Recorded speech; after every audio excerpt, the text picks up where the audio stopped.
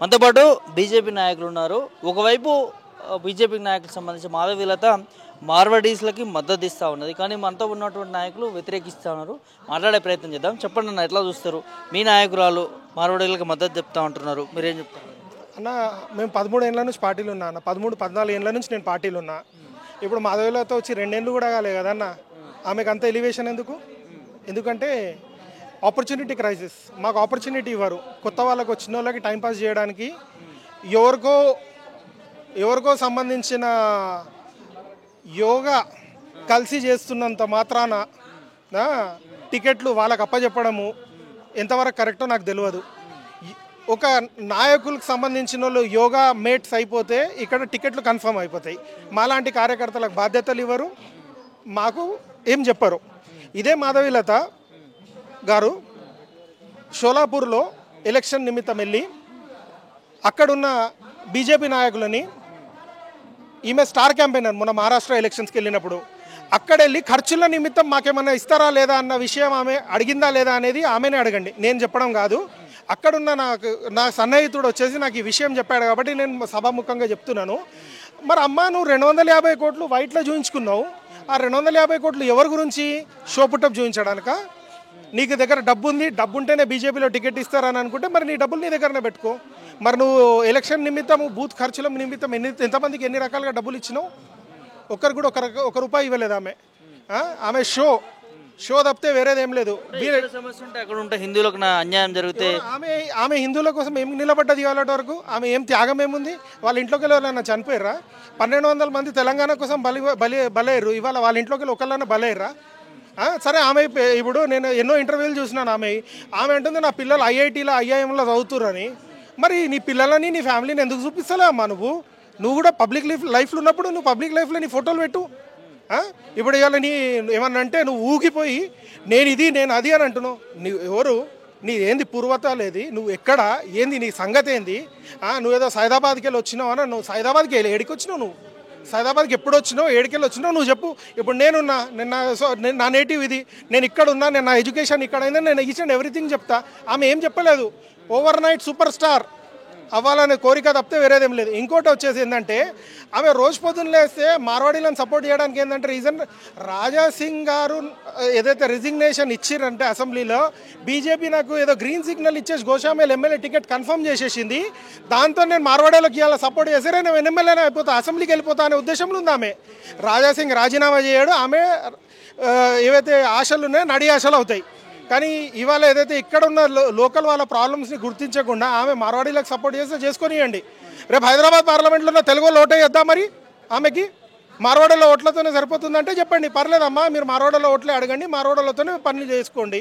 అంతే తప్పితే ఇంకా దాని గురించి మాట్లాడే అవసరం లేదు మాకు. ఇంకా సమర్థిస్తున్నారా? నా పార్టీ గురించి నేను ఏకభవిస్తా, కానీ ఆమె పార్టీ లైన్ దాటి మార్వాడీల గురించి మాట్లాడడము ఆమె స్థాయి కాదు, స్థాయి దాటినది. ఆమె ఏం బాధ్యత నిర్వహించిందని ఇవాళ ఆమె ఆ స్థాయిలో మాట్లాడుతుంది. మార్వాడీలకు నేను అండుకుంటా అని రాజాసింగ్ పేరు చెప్పుకొని పబ్బం గడుపుకోవడం తప్పితే వేరే పనేం లేదు మాధవీలతకి. ఓన్లీ ప్యూర్లీ రోజు పొద్దున లేస్తే రాజాసింగ్ పేరు చెప్పుకొని పబ్బం గడుపుకునే మాధవీలత తప్పితే వేరేది ఏం లేదు. ఆమె పేరు ఆమెకి అస్తిత్వం లేదు. ఆమె అస్తిత్వం మార్వాడీలకు ఏదైతే సపోర్ట్ చేస్తున్నానో ఒక ఐటమ్ చేస్తుందో ఆమె, ఆ ఐటమ్ తప్పు. రాజాసింగ్ పేరు మీద పబ్బం కట్టుకోవడం తప్పితే వేరే పనేం లేదు ఆమెకి. అంతే, పొలిటికల్ మైలేజ్ తప్పితే వేరేదేం లేదు ఆమెకి. మరి ఆమె హాస్పిటల్లో ఎంతమందికి సేవ చేసింది ఆమె? తెలుగు వాళ్ళకి, మార్వాడీలు ఎంతమంది హెల్ప్ చేసింది ఆమె? మరి ఆమె ఇప్పుడు రాజకీయాలకు రాకముందు ఆమె మన హైదరాబాద్ పార్లమెంట్కి సంబంధించి ఏం ఆమె హాస్పిటల్లో ఉంది. ఆమె అవేర్నెస్ ప్రోగ్రామ్ పెట్టి హెల్త్ ప్రోగ్రాంలు చేసింది ఆమె. ఇవాళ ఓవర్ నైట్ స్టార్ అయిపోవాలి, ఎక్కడ దొరికితే అక్కడ డబ్బులతో కొనుక్కోవచ్చు అనే ఉద్దేశంలో ఉంటే ఇవాళ కార్పొరేట్ వ్యవస్థలో సంబంధించి ఏదైతే మన ఎంపీ టికెట్లు అయినాయో, కార్పొరేట్గా నేను కూడా ఒక కార్పొరేట్ వ్యవస్థలో హైదరాబాద్ పార్లమెంట్లో అయితే ఆల్ ఓవర్ ఇండియా నేను షైన్ అయిపోతా, సూపర్ షైన్ అయిపోతా అనే ఉద్దేశం తప్పితే వేరేదేం లేదు. కొట్లాడుతున్నాము అంతా బార్ స్టేట్మెంట్ ఇస్తుంది. ఆమె ఎక్కడ పోరాడింది, ఎక్కడ జైలుకి పోయింది, ఏం పోయింది? ఇక రోజు పబ్బం గడుపుకోవడానికి ఆమెకు పనేం లేదు. పబ్బం గడుపుకోవడానికి, మైలేజ్ తీసుకోవడానికి, ప్రజలలో ఉండడానికి ఒక న్యూస్. అమ్మ, షోలాపూర్లో 10,000 20,000 ఖర్చుల నిమిత్తం అడిగినావా లేదా? కన్ఫర్మ్ చేయి. మరి నువ్వు ఎస్సా కాదా అనేది నీ ఆన్సర్తోనే వెతుకుతున్నా నేను. Okay, thank you. అంటే ఇంకో అంశము, గో బ్యాక్ అనే విషయాన్ని మీరు ఎట్లా చూస్తున్నారు?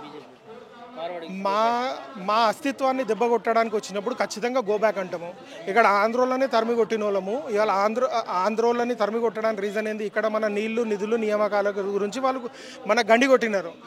నీళ్లు నిధులు నియామకాలను సాధించుకున్నాం, కానీ ఇవాళ వ్యాపారాలను సాధించుకోవాలంటే ఇవాళ మళ్ళీ ఇంకో ఉద్యమానికి రెడీ అవుతున్నాము. ఆ ఉద్యమానికి రెడీ అవ్వడానికి అందరు రెడీ అవ్వండి. ఇవాళ నుంచి ఏదైతుందో మీరు ఒక తెలుగు వ్యాపారస్తుని దగ్గర సామాను కొని మీ నిజాయితీ నిరూపించుకోవాలని నా విజ్ఞప్తి. మీ కేంద్ర మంత్రి బండి సంజయ్ గారే వాళ్ళకి మద్దతు తెలుపుతా ఉన్నారు కదా, మీరేం వ్యతిరేకంగా మాట్లాడారు? ఇప్పుడు బండి సంజయ్ గారు మద్దతు తెలుపుతున్నారంటే అది ఆయన కేంద్ర మంత్రి హోదాలో మద్దతు తెలుపుతున్నారేమో. మరి ఇక్కడ అదే కరీంనగర్ పార్లమెంట్లో సంబంధించి బండి సంజయ్ గారికి మార్వాడీసే అవసరము, తెలుగు వాళ్ళు అవసరం లేదని అన్నట్టుందా ఆయన ధోరణి? మరి మీరే చెప్పాలి. అది ఈ సమస్యని ఆయన నిలబడి పరిష్కరిస్తే బాగుంటుంది. ఒక మంత్రిగా ఉండి ఆయన నిలబడి పరిష్కరిస్తే బాగుంటుంది. కానీ ఒక వర్గానికి సంబంధించి మీరు డైలాగ్ వేసేసి ఇంకో వర్గాన్ని దూరం చేసుకోవడం కరెక్ట్ కాదని నేను భావిస్తున్నాను. బండి సంజయ్ గారు తెలంగాణకి మార్వాడీలు ఎక్కడ అన్యాయం చేస్తున్నారు? క్లియర్గా ఏం చెప్తున్నారు? అన్యాయం అంటే మీరు సెక్టర్ చెప్పండి, నేను దానికి ఆన్సర్ ఇస్తాను. ఏ సెక్టర్లో? మీరు చెప్పండి నేను ఆన్సర్ ఇస్తాను. షాప్లలో ఏ షాప్ అంటారు? ఏ షాప్? హోల్సేల్ షాప్లో ఏంది? హోల్సేల్లో ప్రతి ఒక్క దాంట్లో ఉన్నారు. కిరాణా షాప్లో హోల్సేల్లో ఉన్నారు. వాళ్ళు సంబంధించి ఏదైతుందో వాళ్ళు కిరాణా హోల్సేల్ అనుకోండి, బేగం బజార్లో ఉంది.